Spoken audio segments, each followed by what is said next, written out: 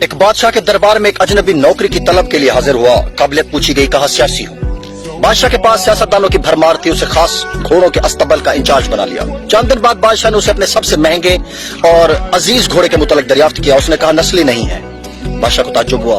اس نے جنگل سے سائیں کو بلا کر دریافت کیا. اس نے بتایا گھوڑا نسلی ہے, لیکن اس کی پیدائش پر اس کی ماں مر گئی تھی. یہ گائے کا دودھ پی کر اس کے ساتھ پلا ہے.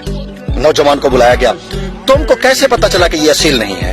اس نے کہا جب یہ گھاس کھاتا ہے تو گایوں کی طرح سر نیچے کر کے, جبکہ نسلی گھوڑا گھاس منہ میں لے کر سر اٹھا لیتا ہے. بادشاہ اس کی فراست سے بہت متاثر ہوا.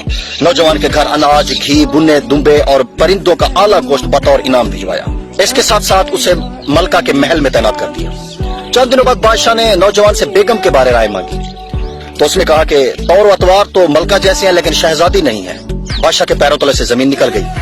حواس بحال کیے, ساس کو بلاوا بھیجا, معاملہ اس کے گوش گزار کیا. اس نے کہا حقیقت یہ ہے کہ تمہارے باپ نے میرے خاوند سے ہماری بیٹی کی پیدائش پر ہی رشتہ مانگ لیا تھا, لیکن ہماری بیٹی 6 ماہ میں ہی فوت ہو گئی تھی. چنانچہ ہم نے تمہاری بادشاہت سے قریبی تعلقات قائم کرنے کے لیے کسی کی بچی کو اپنی بیٹی بنا لیا. بادشاہ نے نوجوان سے دریافت کیا کہ تم کو کیسے علم ہوا؟ اس نے کہا اس کا خادموں کے ساتھ سلوک جاہلوں سے بھی بدتر ہے. بادشاہ اس کی فراست سے خاصا متاثر ہوا. بہت سا اناج, بھیڑ بکریاں بطور انعام دی. ساتھ ہی اسے اپنے دربار میں متعین کر دیا. کچھ وقت گزرا, نوجوان کو بلایا, اپنے بارے دریافت کیا. نوجوان نے کہا جان کی امان پاؤں تو عرض کروں. بادشاہ نے وعدہ کیا. اس نے کہا نہ تو تم بادشاہ زادے ہو اور نہ ہی تمہارا چال چلن بادشاہوں والا ہے.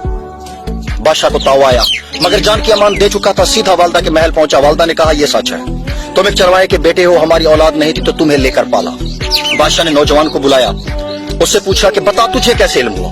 اس نے کہا بادشاہ جب کسی کو انعام و اکرام دیا کرتے ہیں تو ہیرے موتی جواہرات کی شکل میں دیتے ہیں, لیکن آپ بھیڑ بکریاں کھانے پینے کی چیزیں عنایت کرتے ہیں. یہ اسلوب بادشاہ زادے کا نہیں, کسی چرواہے کے بیٹے کا ہی ہو سکتا ہے.